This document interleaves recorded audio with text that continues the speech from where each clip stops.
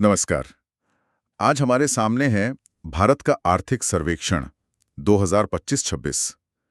अब देखिए, ये सिर्फ सरकारी आंकड़ों का एक मोटा सा दस्तावेज नहीं है। इसे देश की आर्थिक सेहत का एक डिटेल्ड एक्सरे समझना चाहिए। और इसे पढ़ने पर एक शब्द बार बार दिमाग में आता है, बदलाव। सवाल ये है कि क्या भारत की अर्थव्यवस्था सिर्फ आकार में बड़ी हो रही है या इसका इसका डीएनए बदल रहा है। आज हम इसी बदलाव की गहराई से पड़ताल करने वाले हैं। हमारे पास सर्वे के मुख्य अंश हैं और हमारा मिशन इन जटिल नंबरों के पीछे की कहानी को समझना है। तो चलिए शुरू करते हैं। सबसे पहली और सबसे बड़ी खबर है विकास दर।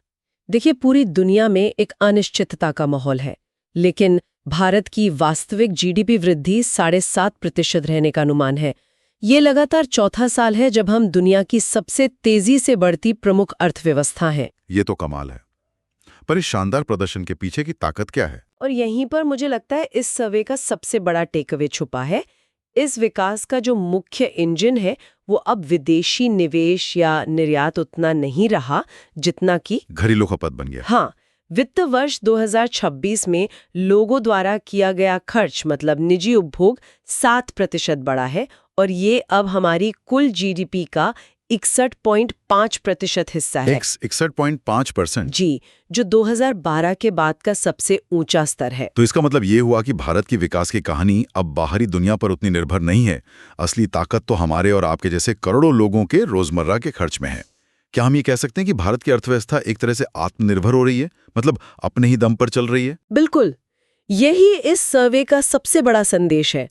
जब पूरी दुनिया धीमी पड़ रही है, भारत का अपना घरेलू बाजारियों से आगे खींच रहा है। ये एक बहुत बड़ा ढांचागत बदलाव है और इसकी दो बड़ी वजहें हैं। एक तो महंगाई का कम होना, जिससे लोगों की खरीदने की शक्ति बढ़ी है, और दूसरा कृषि क्षेत्र का अच्छा प्रदर्शन, जिससे ग्रामीण इलाकों में मांग बढ़ी है। शहरी मांग तो मजबूत थी ही। सही है। तो कंजम्पशन यानी खपत, ये पहला बड़ा बदलाव है। लेकिन किसी भी अर्थव्यवस्था को सिर्फ खर्च से तो नहीं चलाया जा सकता। उसके लिए निवेश मतलब इन्वेस्टमेंट भी जरूरी है। उस मोर्चे पर तस्वीर कैसी दिख रही है? निवेश भी एक काफी मजबूत स्तंभ बनकर उभरा है, जिसे हम तकनीकी भाषा में सकल स्थिर पूंजी निर्माण कहते हैं। उसमें 7.8% की वृद्धि हुई है। अच्छा, इसको थोड़ा आसान भाषा में समझाएंगे? जरूर। सरल भाषा में इसका मतलब है कि देश में नई फैक्ट्रियां लगाने, मशीनें खरीदने और जो भी बुनियादी ढांचा बन रहा है उसमें कितना पैसा लग रहा है। और ये हमारी जीडीपी का 30% है, जो एक बहुत ही स्वस्थ आंकड़ा माना जाता है। और इसमें सरकार और निजी कंपनियां दोनों शामिल है? हाँ, दोनों का पैसा शामिल है। ठीक है। तो अर्थव्यवस्था बढ़ रही है और इसके दो मजबूत इंजन हैं, घरेलू खपत और निवेश। ये कहानी का एक हिस्सा हुआ। अब आते हैं सरकार की भूमिका पर।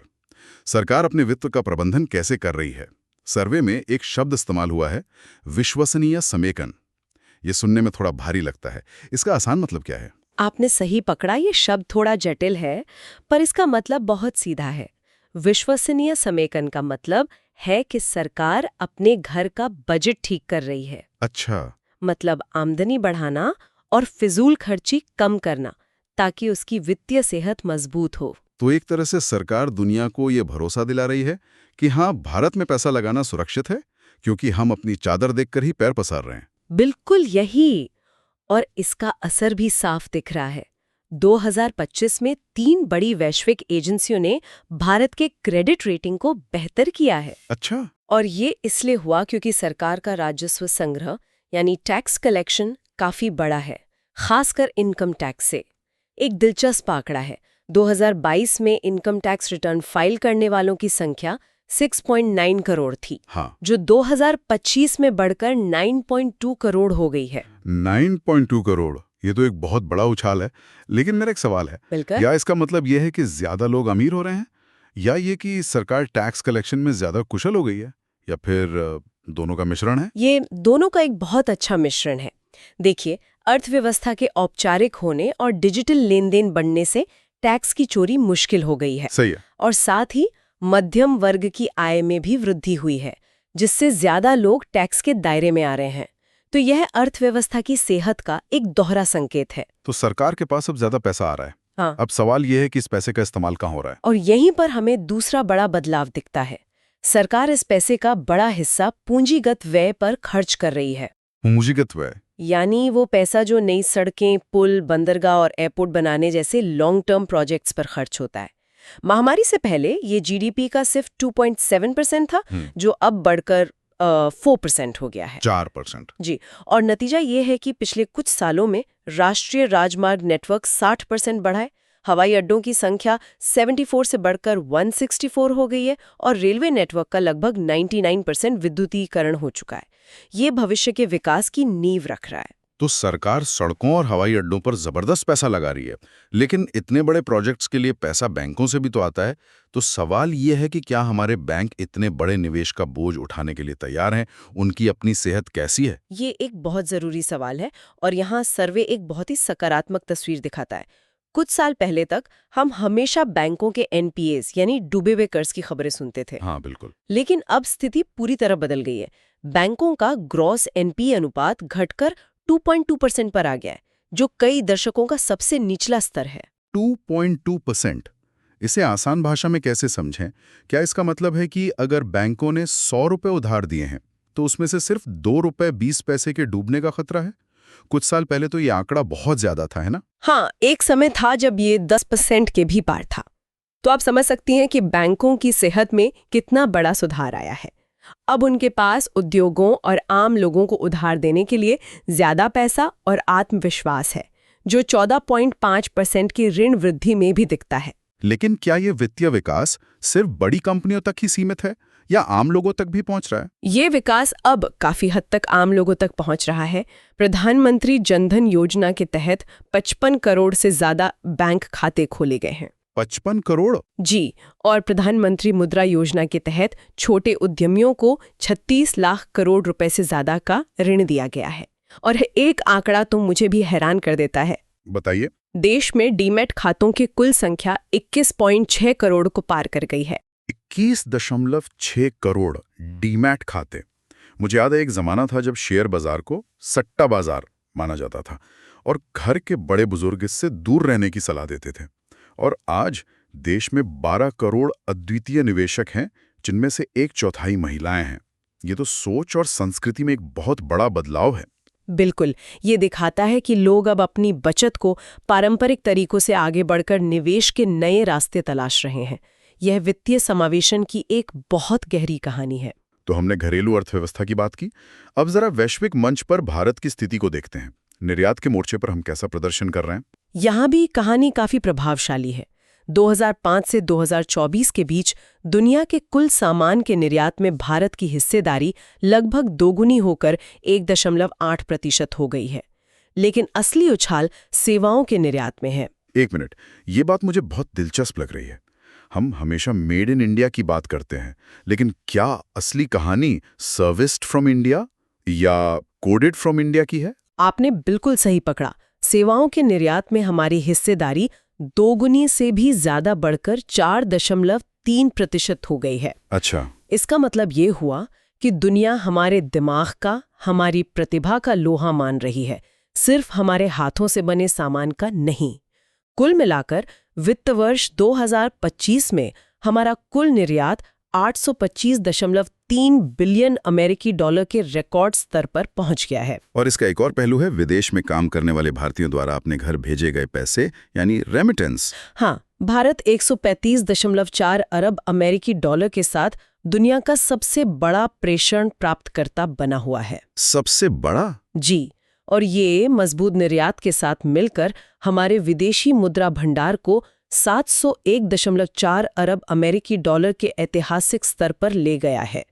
यह हमारी अर्थव्यवस्था के लिए एक सुरक्षा कवच की तरह है, जो हमें किसी भी वैश्विक आर्थिक झटके से बचाता है। ठीक है, ये सब बड़े आर्थिक संकेतक हैं, लेकिन आम आदमी के लिए सबसे महत्वपूर्ण मुद्दे होते हैं महंगाई और रोजगार। सर्वे इन दो मोर्चों पर क्या कहता है? महंगाई के मोर्चे पर बहुत अच्छी खबर है। अप्रैल से दिसंबर 2025 के दौरान औसत खुदरा महंगाई दर सिर्फ 1.7% रही है। सिर्फ 1.7%? हाँ, ये उपभोक्ता मूल्य सूचकांक की श्रृंखला शुरू होने के बाद से अब तक का सबसे निचला स्तर है। इसका मुख्य कारण खाद्य और ईंधन की कीमतों में कमी है, जो आम आदमी के बजट पर सबसे ज्यादा असर डालती हैं। और रोजगार, ये एक ऐसा मुद्दा है जिस पर हमेशा बहस होती है। आंकड़े क्या कहते हैं? आंकड़े बताते हैं कि वित्त वर्ष 2026 की दूसरी तिमाही में लगभग 8.7 लाख नए रोजगार पैदा हुए। संगठित विनिर्माण क्षेत्र यानी फैक्ट्रियों में भी रोजगार में 6% की वार्षिक वृद्धि हुई है, जिसका मतलब है लगभग 10 लाख नई नौकरियां। ठीक है, तो रोजगार के आंकड़े सकारात्मक दिख रहे हैं, लेकिन हम अक्सर नौकरियों की गुणवत्ता पर भी बहस सुनते हैं। क्या सर्वे इस बारे में कुछ बताता है कि ये जो नई नौकरियां बन रही हैं, वे अच्छी तनख्वाह वाली स्थिर नौकरियां हैं या ज्यादातर अस्थायी या गिग इकॉनमी वाली हैं? ये एक बहुत वाजिब सवाल है। सर्वे सीधे तौर पर गुणवत्ता का विश्लेषण नहीं करता, लेकिन एक महत्वपूर्ण बात जरूर बताता है। पहली बार गिग और प्लेटफॉर्म श्रमिकों को श्रम संहिता में औपचारिक रूप से मान्यता दी गई है। ओह अच्छा। यह एक बड़ा कदम है, क्योंकि इससे भविष्य में उनके लिए सामाजिक सुरक्षा जैसे कि बीमा और पेंशन का रास्ता खुलता है। तो यह गुणवत्ता की दिशा में एक शुरुआत है। ये वाकई एक जरूरी कदम है। चलिए अब इस चर्चा के आखिरी हिस्से की ओर बढ़ते हैं, कृषि और सामाजिक प्रगति। कृषि के बारे में हमारी धारणा अक्सर गेहूं और चावल तक ही सीमित रहती है। क्या जमीनी हकीकत बदल रही है? बहुत तेजी से बदल रही है, और ये इस सर्वे का एक और दिलचस्प बदलाव है। खाद्यान्न उत्पादन तो रिकॉर्ड स्तर पर है ही, लेकिन अब कृषि विकास का मुख्य चालक बागवानी बन गई है। बागवानी मतलब फल सब्जियां? हाँ, फल, सब्जियां और फूल। 2024-25 में बागवानी का उत्पादन अनाज के उत्पादन से भी ज्यादा हो गया है। ये तो बहुत बड़ा बदलाव है। इसका किसानों की आय पर क्या असर पड़ रहा है? क्या फल और सब्जियां उगाना अब गेहूं चावल से ज्यादा फायदेमंद हो गया है? कई मामलों में हाँ। बागवानी में बाजार का जोखिम ज्यादा होता है, लेकिन मुनाफा भी ज्यादा होने की संभावना होती है। इसके अलावा पशुधन और मत्स्य पालन क्षेत्र भी तेजी से बढ़ रहे हैं। अच्छा। ये सब मिलकर किसानों की आय के स्रोतों में विविधता ला रहा है, जिससे वे सिर्फ एमएसपी या कुछ फसलों पर निर्भर नहीं रह जाते। ये ग्रामीण अर्थव्यवस्था में एक नई ऊर्जा भर रहा है। और अंत में स्वास्थ्य और शिक्षा जैसे सामाजिक क्षेत्रों में क्या प्रगति हुई है? यहाँ भारत ने वैश्विक औसत से भी बेहतर प्रदर्शन किया है। 1990 के बाद से मातृ मृत्यु दर में 86% और 5 साल से कम उम्र के बच्चों की मृत्यु दर में 78% की भारी कमी आई है। ये तो बहुत अच्छे आंकड़े हैं। जी, और शिक्षा के क्षेत्र में हमारे पास दुनिया की सबसे बड़ी स्कूली प्रणालियों में से एक है, और IITs, IIMs जैसे प्रमुख उच्च शिक्षा संस्थानों की संख्या में भी काफी विस्तार हुआ है। तो इस पूरी चर्चा को अगर समेटना हो तो सार क्या है? आर्थिक सर्वेक्षण 2025-26 एक ऐसी अर्थव्यवस्था की तस्वीर पेश करता है जो न केवल वैश्विक तूफानों के बीच मजबूती से खड़ी है, बल्कि अंदर से बदल भी रही है। घरेलू खपत, सरकारी निवेश और बढ़ता सेवा निर्यात इसके नए और मजबूत स्तंभ हैं। कृषि में आ रही विविधता ये सब दिखाता है कि विकास के लाभ अब ज्यादा लोगों तक और ज्यादा तरीकों से पहुंच रहे हैं। यह सिर्फ संख्या में वृद्धि नहीं है, बल्कि अर्थव्यवस्था की गुणवत्ता में भी सुधार है। यह एक ज्यादा लचीली और विविध अर्थव्यवस्था की कहानी है। इस सर्वे में एक अध्याय आर्टिफिशियल इंटेलिजेंस यानी AI पर भी है, जो बहुत दिलचस्प है। उसमें कहा गया है कि भारत में AI की मांग भविष्य की कल्पनाओं से नहीं, बल्कि स्वास्थ्य सेवा, कृषि और शिक्षा जैसी असल दुनिया की समस्याओं को सुलझाने से पैदा हो रही है। तो यहाँ सोचने के लिए एक विचार है, जब ये छोटे काम पर केंद्रित AI मॉडल भारत के हर क्षेत्र में फैलेंगे, खेतों में फसल की बीमारी पहचानने से लेकर छोटे शहरों में बीमारियों का पता लगाने तक, तो क्या वे भारत की विकास गाथा को केवल आंकड़ों से आगे ले जाकर अगले दशक में इसे मौलिक रूप से बदल देंगे? इस पर विचार जरूर कीजिएगा।